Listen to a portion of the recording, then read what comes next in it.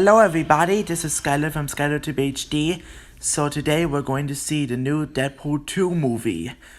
So we're gonna go watch it and we'll let you guys know how we like it, alright? Let's go do this.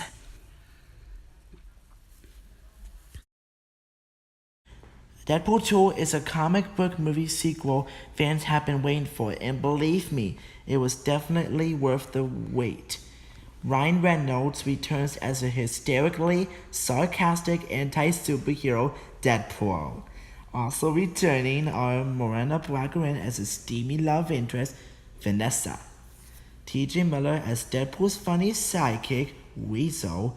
Leslie Uggams as Blind Owl. Karan Sani as Dopinder. Brianna L. Brand as Teenage Negasonic Warhead.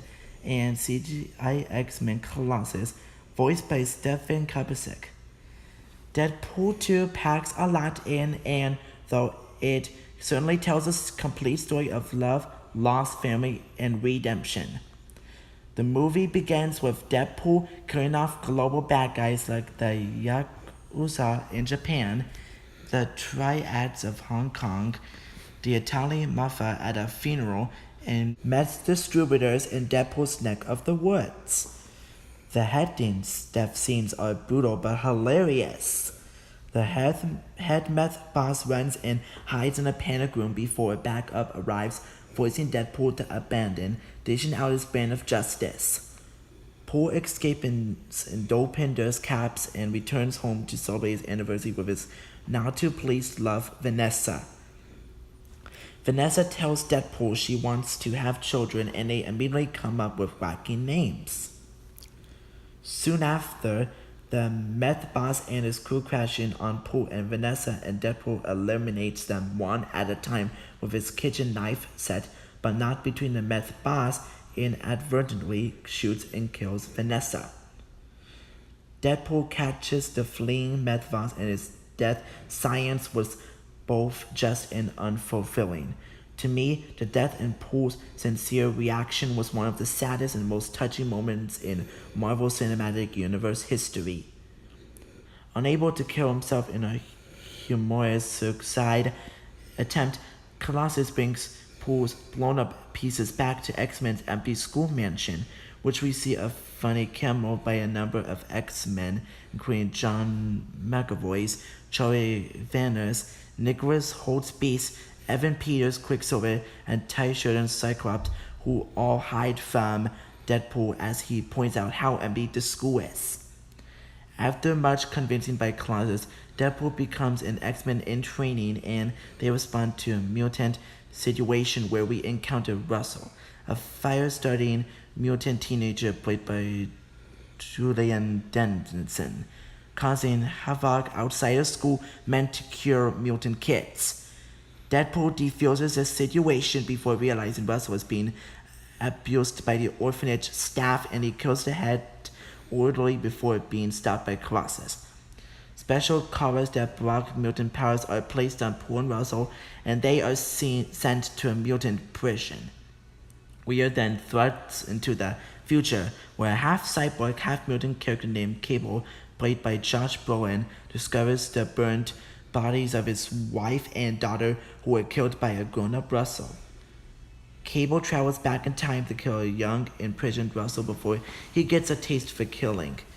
Deadpool manages to stop Cable and escapes, leaving Russell behind, who befriends the most powerful mutant in prison, who later discover is Juggernaut. Cable now plans to ambush the transport carrying Juggernaut and Russell, but Paul decides to recruit his own X-Men team and call them Xforce in, perhaps as an unintended shot at the gender neutrality, social justice warrior snowflake movement. The recruitment of the always lucky Domino, played by Jackie Beats, both guards as the acid-splitting sidekick, electromagnetic powered Bedlam, played by Terry Crews, Shatterstar, a wonderfully superior alien who believes he's better than us in every way, was played by Louis Tan, and apparently invisible superhero called the Vanisher, blamed by an electrified Brad Pitt, and a lovable regular guy Peter, who just happened to be answering the ad but still allowed to join the Xforce despite having no superpowers, played by Rob Delaney. The whole Xforce scene was a small portion of the movie, but perhaps the best and most hilarious part of the movie. This portion sets up a lot for the future of Deadpool and the X-Force. Without a doubt, one of the biggest surprises in the movie is that the majority of those who were recruited for Wade Wilson's new team died before their first mission even really got going. And the way they die will leave you rolling in the aisles. All that is, except for Domino, who was able to rely on her power of unusually good luck, which Deadpool initially laughed at, but we later come to expect. This sadly means that Shatterstar, Bedlam, Sidekiss, the Vanisher, and yes, even Peter all bite the dust after jumping out of the plane while trying to stop Cable from killing Russell. As hilarious and unexpected as this was, easily making for one of the best sequences in the movie, it's obvious that this was important in setting up the future of the X-Force franchise. Following the disastrous scene that resulted in the death of 7 mutants, Deadpool, after being ripped in half by Juggernaut, quietly literally composes himself and puts together another team to stop Russell and Juggernaut from killing the Headmaster, played by Eddie Marsan. Here also is another funny part of the pie is because if you think watching Deadpool's little hand grow out of being cut off in the park, one looks hilarious. Wait till you watch Deadpool's leg going back. She will definitely have you laughing uncontrollably. It's a scene you will never forget in a good way. So Cable teams up with Deadpool, Domino, Colossus, and her girlfriend Yukio. The agreement is that Cable will give Pool 30 seconds to stop a vengeful Russell from killing the Headmaster, which would then set Russell's destructive future on its path, thus saving Cable's wife and his daughter in the future. There's a great CGI pathetic between Colossus and Juggernaut, and they all make it out of alive, even though Deadpool, except for Deadpool, who is shot while wearing the mutant blocking collar and appears heading to join Vanessa in the afterlife. Wade would have died were it not for Cable saving him with some time travel funny business. Make sure, as you didn't know, to stay for the post-credit scene as Wade travels back in time, so he fixes the timeline by killing his first ever appearance as Deadpool in X-Men Origins Wolverine.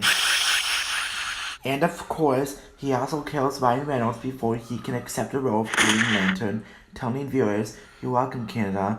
A shout out to his fellow countrymen for before finally saving everyone's favorite X-Force character, Peter, from his death. But he still leaves everyone else as they were.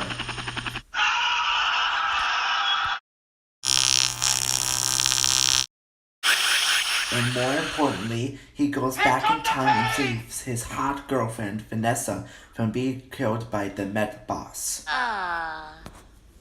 Not just Sonic Teenage Warhead and Yukio are still more closely associated with the X-Men and may not be included in the roster, but they could show up. Cable, Domino, and Russell are sure to be back for the X-Force franchise.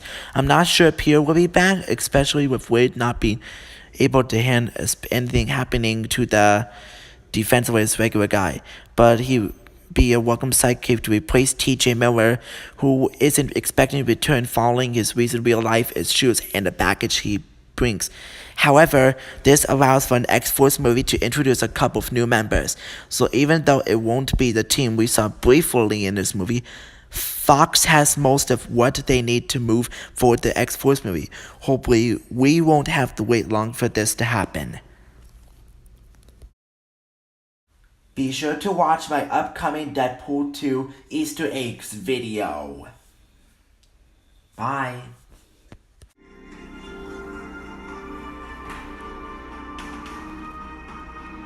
If you only knew the power of the dark side.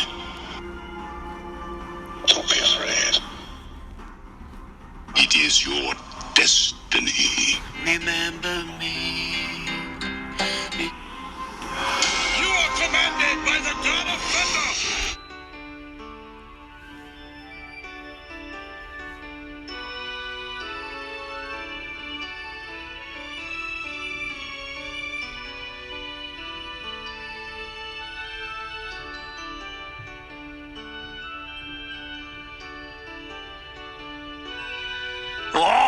Chihuahua. Dance fight! Hello?